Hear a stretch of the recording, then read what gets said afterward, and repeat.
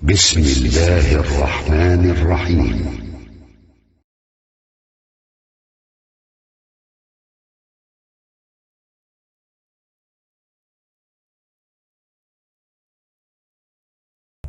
بسم الله الرحمن الرحيم.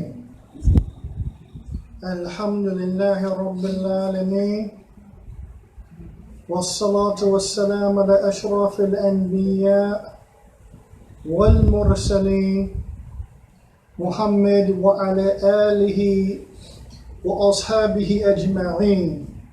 أما بعد. We're taking a look at the last principle tonight,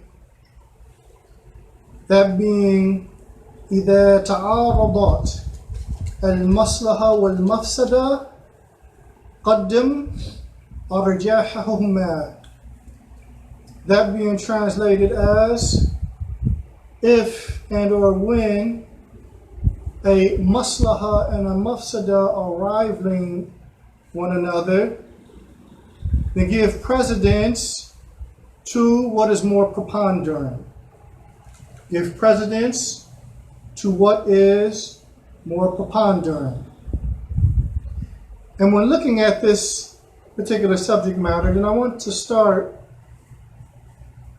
this discussion with a statement of the Messenger sallallahu alaihi wasallam from an authentic narration as collected by Imam at-Tirmidhi in his Jami', likewise by Abu Dawood in his Sunan, likewise by Ibn Majah in his Sunan. And it is upon the authority of Abu Sirma, where the Prophet sallallahu alaihi wasallam, he stated, "Man darra Allahu bih."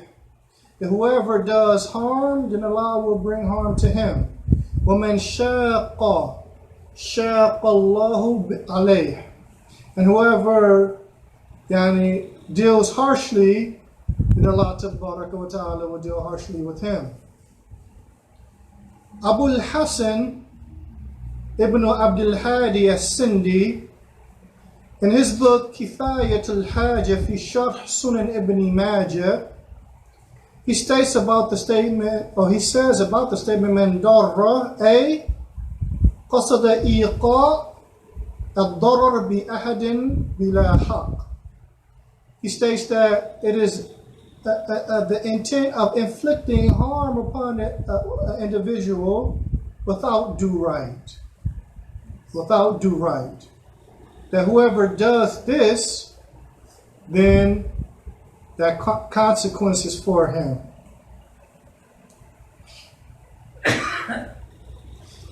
Abu Ali Muhammad Abdul Rahman al-Mubarak Thuri in Tuhfatul Ahwadi Sharh Jami' at-Tirmidhi, he states, "Man darra ay awsala darran ila Muslim darra Allahu bih ay awqa'a bihi ad-darr al-baligh." He states that whoever does harm, meaning brings harm to a Muslim, for lack of better translations, Allah tabaraka wa ta'ala will harm him, inflict upon him a considerable harm. He will inflict upon him a considerable harm. This particular hadith, it is an evidence for a tremendous principle within the Islamic legislation. And in fact, it's one of the evidence from one of the 5 major fiqh principles. That principle being la darar wa la dirar. And this particular principle is based directly off the statement of the Prophet sallallahu alaihi wasallam from an authentic narration of Ibn Abbas, which is also found in the Sunan of Ibn Majah. And for those that memorized and or read the 40 hadith of Imam al-Nawawi, then we know that that particular narration is found therein as well. Now, the scholars of Al-Islam differ as it relates to the statement of the Prophet ﷺ and its intent. La darar wa la dirar. Right? What is intended by these two things? The first statement is that there is no difference between these two statements, that they are two words that are synonymous with one another, and that the Prophet ﷺ said them twice, showing emphasis. Do not harm, do not harm. That's from the first of the interpretations. The second interpretation is that there is a difference between the meanings. There is a difference between the meanings. However, there is a difference of opinion for those that say there is a difference between those two meanings. There's a difference of opinion as it relates to what those two meanings are. From the first, there is a statement from amongst the scholars, ad-darar bi-ghayr al-qasd. The first portion of the statement of the Prophet, la darar, meaning it is a harm that is done without intending to harm another. Whereas the second is done intentionally. You've harmed somebody and you intended to do so. You have what they call malicious intent. Whereas the first is understood to be accidental, or it's without cause. It can be accidental. The second meaning is that la darar is with intent and without intent. It encompasses both. It encompasses with both meanings. Whereas la dirar is always with intent. The first encompasses both meanings, while the last only deals with intent. The third meaning is that the first is from the perspective of one individual. It's coming from the direction of one individual. La darar is coming from the direction of the individual, meaning la yadurru nafsaka aw ghayraka min an-nas. Do not harm yourself or harm others from amongst the people, meaning the prohibition is directed at one type of person, a doer of the action, a doer. Whereas wala dirar, it is referring to a person who shares in the harm, who not shares in the harm, one who a harm is done to.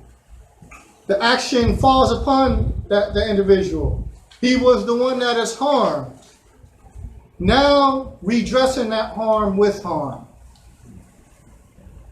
In other words, do not harm those that harm you.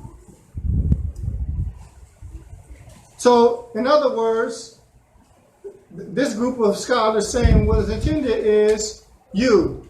Do not harm anyone or anything. Not yourself, not other than yourself. And the second, you don't redress being harmed by another with harming that other. Right?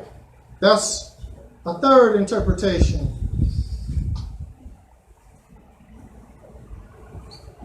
Then the fourth interpretation, the first being that one harms another with what is a benefit to himself. He's harming another because by him harming someone else, there's a direct benefit in it for him. Like most millionaires and billionaires in this country, that they don't get to their position without stepping on people. They intentionally do harm to others, but for the benefit of themselves. For the benefit of themselves. So that's the first part.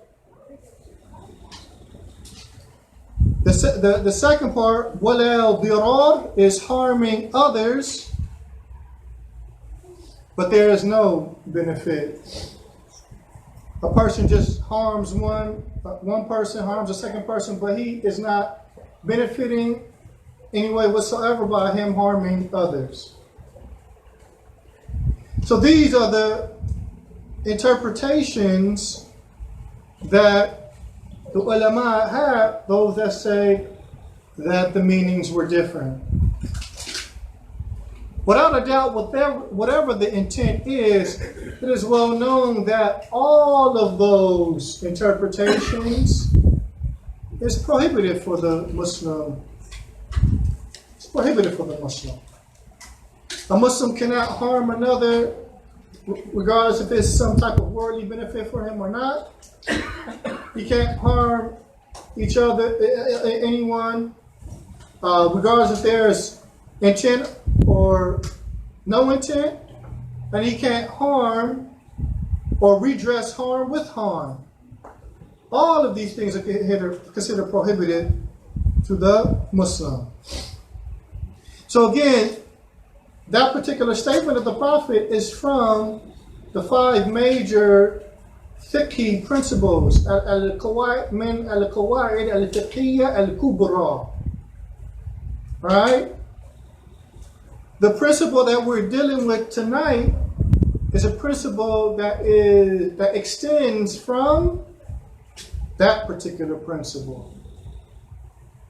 It extends from or branches from that particular principle. So the principle إذا تعارضت المصلحة والمفسدة قدم أرجحهما. Yani if or when a maslaha and a mafsada are arriving, they give precedence to that which is more preponderant. What is intended by that? What is intended by this particular principle? Sheikh Suleiman al-Ruhaili, he has some eye-opening speech as it relates to the intent of this particular principle. And he states, فَالتَّعَارُض إِذَا وَقَعَ بَيْنَ حَسَنَةٍ وَسَيِّئَةٍ لَا يُمْكِنْ التَّفْرِيقُ بَيْنَهُمَا. He said, thus the rivaling or the conflicting, if it occurs between something that is good and something that is evil, and there is no possibility of differentiating between the two, and then it continues, on the contrary, the enacting of that good, mustalzim liwuqu' as-sayyi'ah, if the enacting of that good, it is coupled with the occurrence of the evil. Meaning, if you do the good, there's going to be some evil that results as well. They're coupled. You can't have one without the other. Or if the abandonment of the evil is coupled with abandonment of the good, meaning you're trying to do away with some evil, and if you do away with the evil, consequently the good, there's a certain type amount of good that will also be done away. Then he states, فَإِنَّهُ, in this case, فَإِنَّهُ يَعْمَلْ بِالرَّاجِحِ مِنْ مَنْفَعَ الْحَسَنَةِ وَمُضِرَّ السَّيِّئَةِ. In this case, he gives preference to that which is more preponderant from the benefit of the good or the harm of the evil. Or the harm of the evil. Is that understood? He continues, so to simplify this, an individual endures some bad if there results in enacting it a good that is far weightier or far greater than it. Right? And if there is an action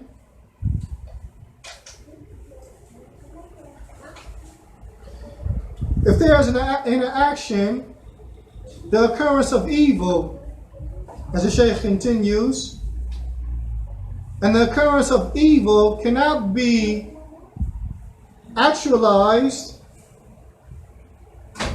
except by doing a particular action, then a person leaves off or abandons doing good if that evil is directly coupled with that good. If it's directly coupled with that good and it is more plentiful than that good. In layman's terms, if you have a particular circumstance or situation, you're trying to accomplish something, and what you're trying to accomplish is good. But in that particular circumstance or situation, there's no way you can accomplish that good except that some type of bad is also going to be achieved. You have to weigh what is more preponderant, the good or the evil. And whatever is more preponderant is given precedence. So if the good is more preponderant, then you enact the good. But if the evil is more preponderant, then you abandon the evil, even if that means abandoning the good that could have been achieved. That's what's intended by this particular principle. Now, when looking at this principle, then we want to understand from the Islamic technical perspective, what is a maslahah? There's a general definition and then there's a specific. Shaykh al-Islam Ibn Taymiyyah, he says, al-maslahah hiya al-manfa'a al-khalisa aw al-ghaliba. Al-maslahah, it is a benefit in the absolute sense or in the preponderant sense. It is that which is considered good, beneficial, profitable, for lack of better expressions or words. And he states, it is said that this manfa'ah, it returns to the achieving of a blessing, enjoyment and or pleasure and well-being. That it returns to the achieving of those things. But then there's and before I continue, and that also is inclusive of the means to achieving those things. But then there is a definition that is more specific than this. As Sheikh Sulaiman al-Ruhaili points out.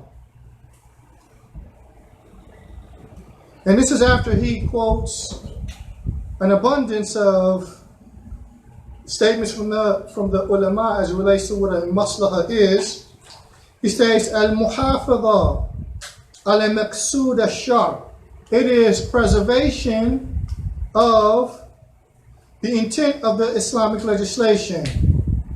وَهُوَ أَنْ يَحْفَظَ عَلَيْهِمْ دِينَهُمْ وَنَفْسَهُمْ وَعَقْلَهُمْ وَنَسْلَهُمْ وَمَالَهُمْ.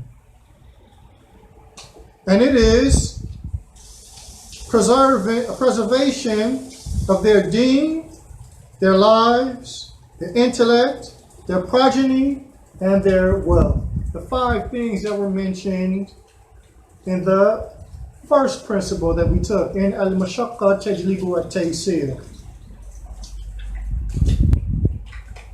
He states, فَكُلُّ مَا يَتَضَمَّنُ حِفْظ هَذِهِ الْأُصُولَ الْخَمْسَةِ فَهُوَ مَصْلَحَةٌ. فَهُوَ مَصْلَحَةٌ. He states, so all of what is included in preserving these 5 fundamental things, then it is a maslahah. It is a maslahah. And that's very important because we hear maslahah quite often and mafsada quite often. So we want to understand what is intended by that. And the ta'arif for al-mafsada is the opposite of al-maslaha. Maslaha normally translated as benefit, mafsada as harm or corruption.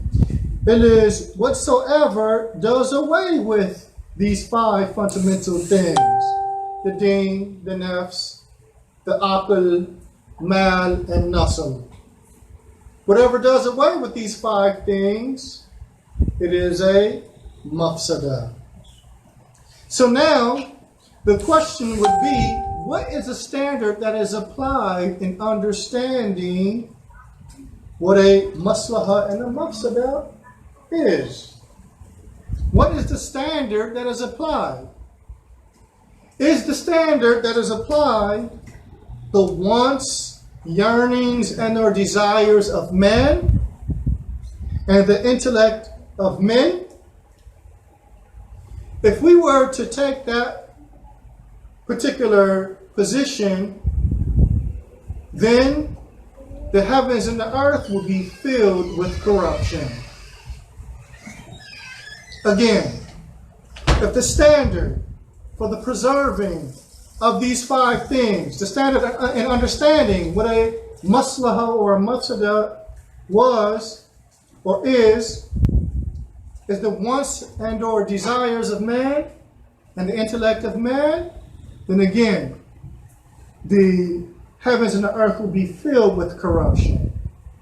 Now, in order to illustrate this particular point,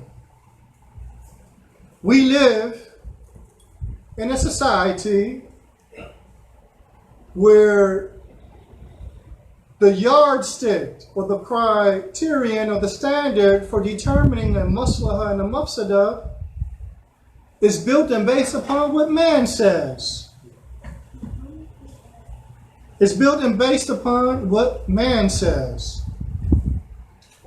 If we were to take a look into the court system here in the U.S., then we see, based off the intellect of men, a staunch difference in the standard of how the rich are treated and how the poor are treated. How men are treated and how women are treated.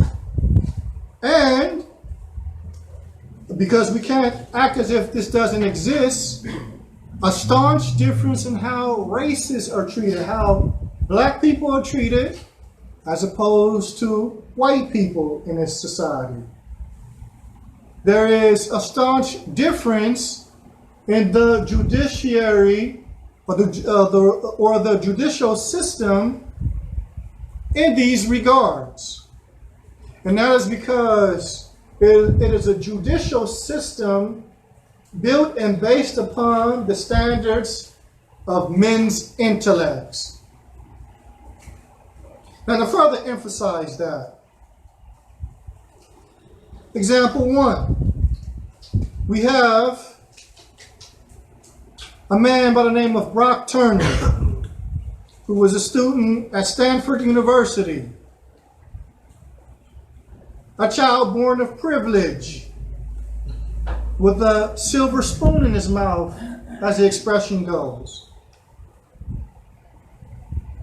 He raped a woman who was sloppy drunk and didn't even know she was being raped. He was found behind a dumpster raping this woman. Anybody know how long he was given? Anybody know? 6 months in jail.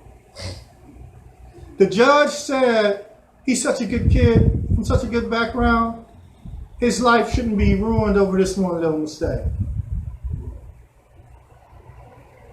6 months in jail.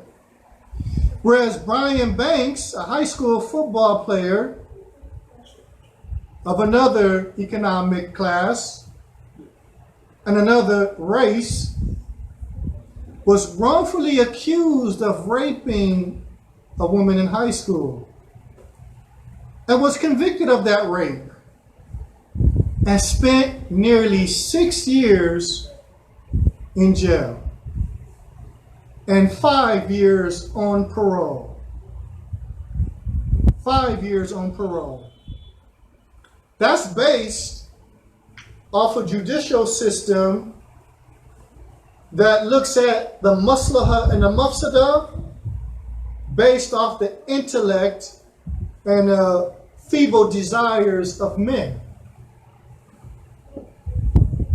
We have another case, a case that's in the news today. Felicity Huffman. This woman is an actress. She was caught. There was a college admission scandal where she paid some people at the college $15,000 to change the score on her child's admissions test so her child could be accepted in the school. I believe it was UCLA or USC, one of the two. It was out of California. She wasn't the only one. It was a bunch of them. It was a bunch of rich, affluent, what would be considered to be rich, affluent, upper class people that were caught for this. But she was one of them. She was convicted and sentenced to 14 days. 14 days, not even 14 months. 14 days, not even 14 weeks. 14 days. Whereas Tanya McDowell, a woman who's of a different economic class and ethnic background, she enrolled her son in the wrong school district. Apparently that's illegal. I didn't know that was illegal until I came across that. She enrolled her child into the wrong school district because she wanted her child to have a better opportunity, because the school district she lived, the resources in that school district were pitiful. She was sentenced to 5 years in prison. And guess what? That was a plea deal. So that was supposed to be some type of benefit for her. But she was sentenced to 5 years.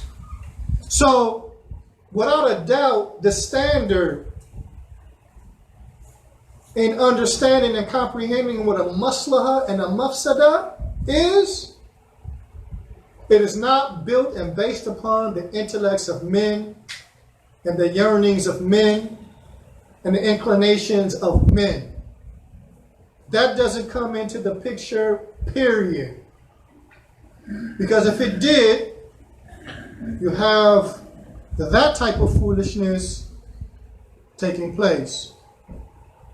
On the contrary, the standard in determining what a maslaha and a mafsada is based off the text of the Quran and the Sunnah of our Messenger sallallahu alaihi wasallam. Allah tabaraka wa ta'ala states, Ya ayyuhalladhina amanu istajibu lillahi wa lirrasul idha da'akum lima yuhyikum. Al-ayah. He states, O you who believe, answer the call of Allah and His Messenger when they call you to that which will give you life. The Islamic legislation, it enlivens a dead heart that is plagued with kufr by enlivening it with iman. The Islamic legislation, it enlivens a dead intellect by removing ignorance and enlivening it with knowledge. It enlivens a society by removing these types of judicial rulings and or laws and placing therein the supreme and superior Islamic legislation. Thus, the determination of these things is built and based upon the text. It's built and based upon the text. And Allah Tabaraka wa Ta'ala says, فَإِن لَمْ يَسْتَجِيبُوا لَكَ فَأَلَمْ أَنَّمَا يَتَّبِعُونَ أَهْوَاءَهُمْ. And if they do not respond to you, then know, have knowledge that they are only following their desires. وَمَنْ أَضَلُّ مِمَّنِ اتَّبَعَ هَوَاهُ بِغَيْرِ هُدًى مِنَ اللَّهِ. And who does more wrong than he, or who is more astray than he, who follows his desires without guidance from Allah Tabaraka wa Ta'ala. Inna Allah la yahdi al-qawm al-zalimin. And Allah Tabaraka wa Ta'ala does not guide an oppressive people. And Allah Tabaraka wa Ta'ala, He states, وَلَا اتَّبَعَ الْحَقِّ أَهْوَاءَهُمْ لَفَسَدَتِ السَّمَاوَاتُ وَالْأَرْضُ وَمَنْ فِيهِنَّ, or وَمَنْ فِيهِنْ. He states, if the truth were pursuant to their desires, then the heavens and the earth and those that are within them would become corrupted. They would be corrupted. So there is no doubt, ya ikhwa, that the determination as it relates to, or the standard in determining what a maslaha and a mafsada is, or what these two things are, is not the intellects of men. On the contrary, it is the revelation that has been revealed from above the seven heavens. The revelation that has been revealed to us by one who was all wise and well acquainted with everything.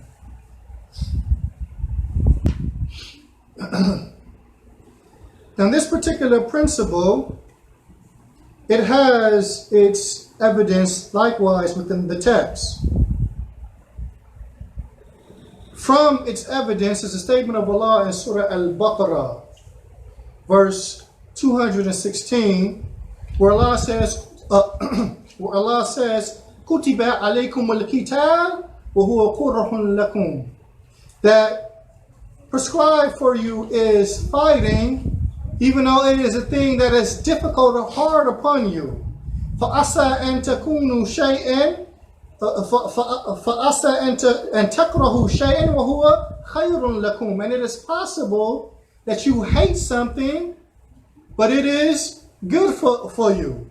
وَأَسَىٰ أَن تُحِبُّوا شَيْئًا وَهُوَ شَرٌ لَكُمْ. And it is possible that you hate a thing, and it is bad for you. What did I say? You said hate something and it's evil. I translated it wrong. Okay, I thought I got the ayah wrong. Okay. And it's possible that you love something, but it is bad for you. How is this particular verse a proof for this principle that we're dealing with? One, al-jihad is for the purpose of establishing the deen and protecting it from being removed or done away with, uprooted, and like this. This particular goal is more weightier than the doing away of one's wealth. Why is Allah stating concerning jihad, it is possible that you may hate something, but it is good for you. You may love something, but it is bad for you. Because in this particular verse, the companions, in order for them to fight the jihad, then they had to exert themselves, exhaust their wealth, and to a degree, exhaust their own personal health. Now there is no doubt that this is considered to be a mafsada. Why? Because it's doing away with one of the 5 things that are mentioned. With nafs and mal.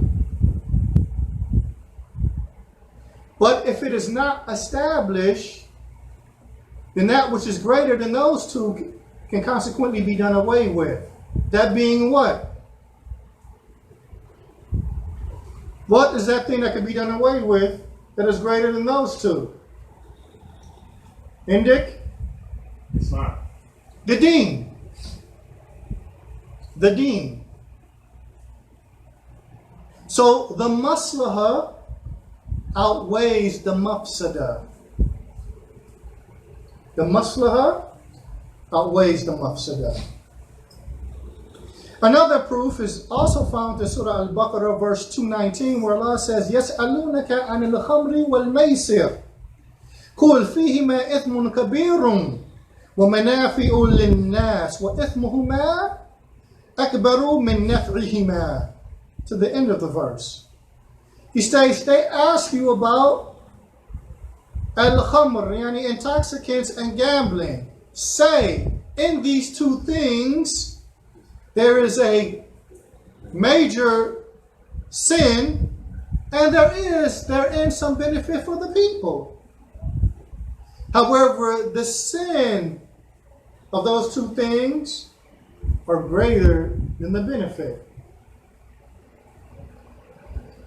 It's verses like this and the one that was previously mentioned where this qaida is derived from.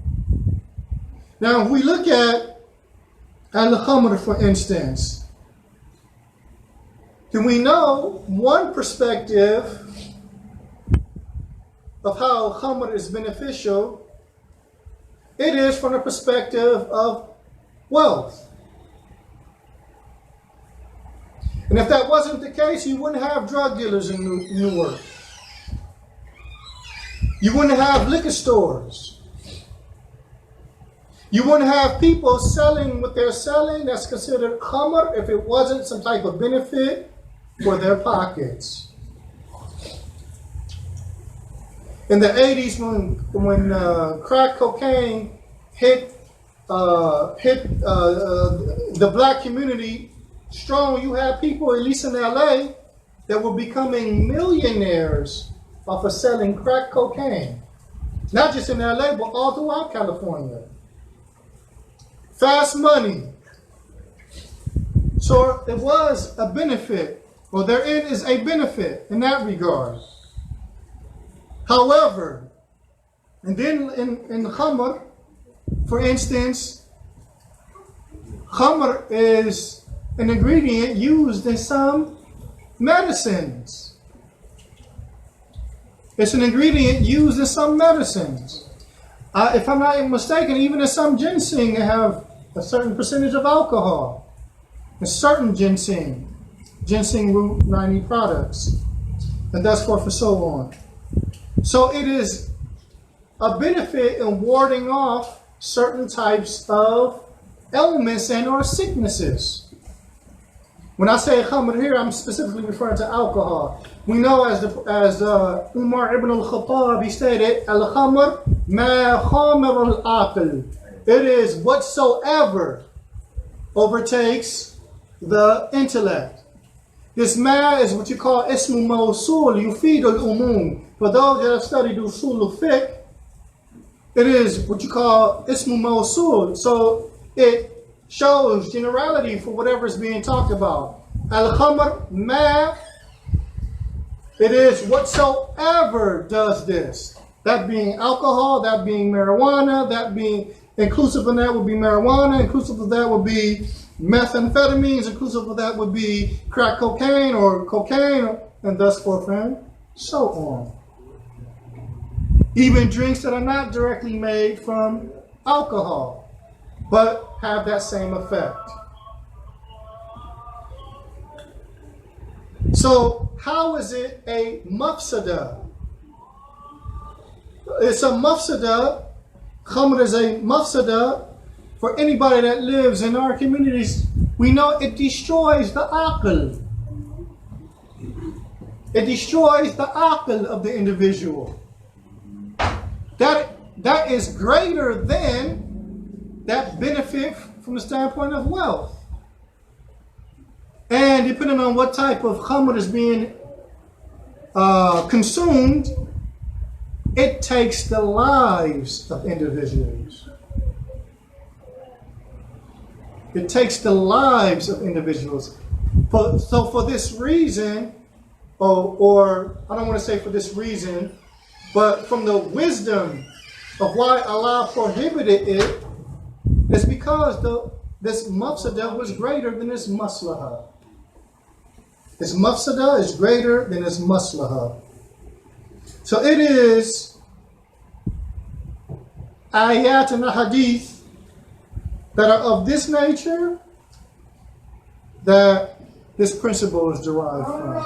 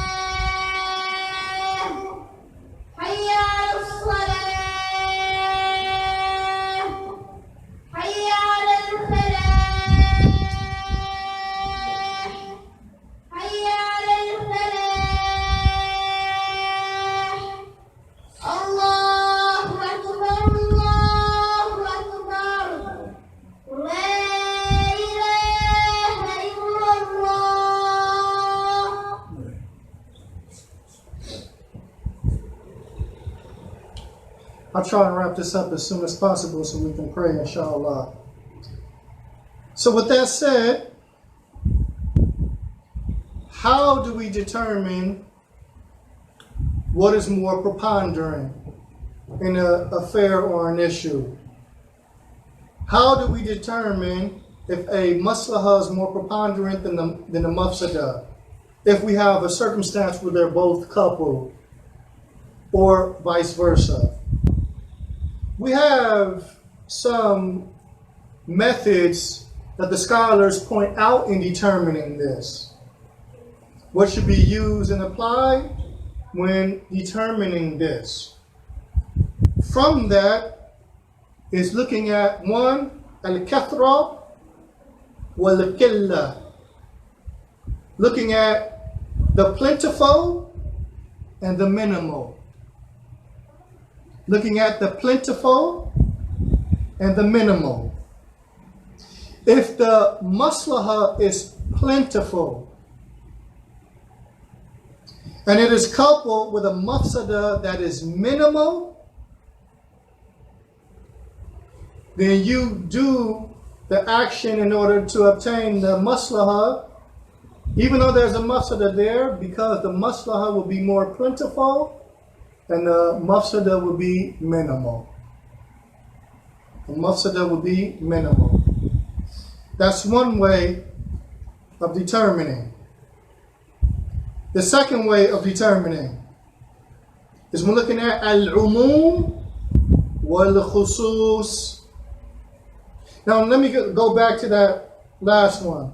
But if you have a situation where you're trying to achieve a good, But what's coupled with that is a mafsada that is more plentiful and the good will be minimal.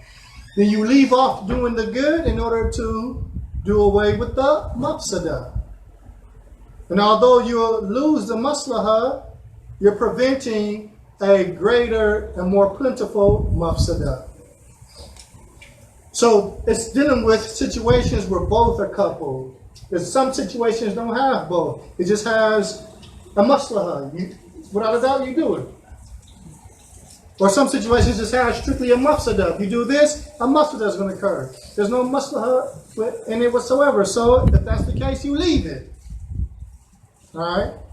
So anyway, a second way of determining is, like I said, looking at what is general and widespread, and then what is particular or particularized. If you're trying to do something and the maslaha will be generalized and widespread throughout the land, but there be a mafsada that is particularized to one small locality or specified locality, then without a doubt, preference is given to the maslaha. It's more preponderant. So you do it even though it'll still bring about that particularized mafsada. But if the mafsada is more widespread and the maslaha is restricted or confined to a small area, then you leave off doing the action to prevent the mafsada, although it also means the loss of the maslaha. So that's another way of determining the two. A third way of determining the two is what is called al-kulliyya wal-juz'iyya. Looking at the overall of the thing and as opposed to the something that is partial or portional. If we have a whole, a circle, we look at the overall circle. For instance, if you got a small slice of pie that will be equivalent to the mafsada, but the rest of the whole of the pie is the maslaha, then the maslaha is the kulliyya or the overall, and the mafsada is partial or portional. So you go and do the action. But if the mafsada is the overall and the maslaha is that small slice of the pie, then you abandon the action in order to abandon the mafsada, even though the maslaha will be lost as well. Even though the mafsada, after the dars, inshallah, even though the maslaha will be lost as well. Another way of determining this. Now, we took a look earlier with the first principle at a darura and a haja. Who remembers the definitions for those two and those two differences? A darura and a haja. I know he would say he wrote it down, right? The darura has 5, correct? Hey. Okay. It is deen, aql, life, wealth, property. So whatever is preservation of those 5 things, or whatever is a means to those 5 things, is a darura, right? Not darura. Right. So a haja is what? That I don't know. I got a definition to that, right? It is what a person stands in need of. Well, a person is in need of those of it, but it doesn't reach the level of if a person does not obtain it, it doesn't reach the level of destruction of one of those 5 things. It brings about a strong inconvenience that doesn't reach that level, right? So now, when you're looking at one of the ways in determining if a maslaha and a mafsada, what is more preponderant, is looking at those 2 things, a darura and a haja. If the maslaha that's trying to be achieved as it directly connects to a darura, or the daruriyat, and the mafsada results in an affair that's considered al-hajiyya, then you go ahead with the action in order to achieve the maslahah because it's more preponderant. It's preserving the 5 things, or one from amongst the 5 things, while the mafsada is not connected to one of those 5 things. But if the opposite is for the opposite, if the mafsada afflicts one of those 5 things, and the maslahah is directly connected to that which is considered hajiyah, then you abandon the action in order to abandon the mafsada that is going to affect al-daruriyat al-khamsa, or al-khams, or one from amongst those 5. And for the people that were here for that particular dars, then they should understand this terminology better for those that were not here. That was just an encouragement to be more diligent at being out of the durus. Because one builds upon the other, right? At any rate, these are from the ways that you determine the maslahah from the mafsada. And if the maslahah and the mafsada are rivaling, then that which is more preponderant is always put for given preference. If the mafsada is more preponderant, do you abandon it even though you're going to lose the maslahah? If the maslahah is more preponderant, do you do it even though you achieve a mafsada? But the mafsada is more marginalized than the maslahah. The maslahah is more widespread. It's more plentiful. It's more overall, and thus forth, and so on. And I'm going to leave it here, inshallah. With that, before I close out, you had a question, right? When they're both equal. Is that a knock on the sister side, or is that? No, I think so. Okay. That was you? We want to emphasize to the sisters, if they have any questions, slide it under the door. Brothers, y'all kind of leaning against the door, right? So if they slide something, just, be mindful. You were saying that? If they're equal. Huh? If they're equal. That goes into a different principle. The principle of dar'ul mafasid awla min jalb al-masalih. If the mafsada and the maslahah are equal, that's what this principle kicks in, and you always do away with the harm. You always do away with the harm. If the maslahah and the mafsada are equal in their magnitude, then doing away with the harm takes precedence over achieving the good. Right? I explained that earlier, right? And maslahah is anything that deals with the preservation of 5 things: your deen, your life, your intellect, your progeny, and your wealth. Whatever deals with the preservation of those things, or as a means to the preservation of those things, is a maslahah. So, for instance, your life, right? You taking your vitamins every day so you can have good health would be a maslahah, correct? But if you smoke, drink, eat pork, and thus forth and so on, is that a maslahah or a mafsada? It's a mafsada. Why? Because it could bring about the ruin of 2, your intellect and your life. Right? Some people may say, oh, okay, if you eat pork all your life, you're not going to die from that. It affects quality of health. In the long term, it affects quality of health, and that quality of health leads to your death. So it's a mafsada. There's no doubt about that. Cigarettes, same thing. Right? The deen. Anyway, so that answers this question. I think that's clear, right? Just it's no longer listening anyway, right? Any other questions, guys? Yeah. The angle of the harm must be removed from this principle. What do you mean? The harm should be removed or something. Yeah, but you're dealing with we're dealing with 2 different principles, right? The principle la darar wa la dirar is prohibiting harm in the absolute sense, right? So that's that principle. this principle is an extension or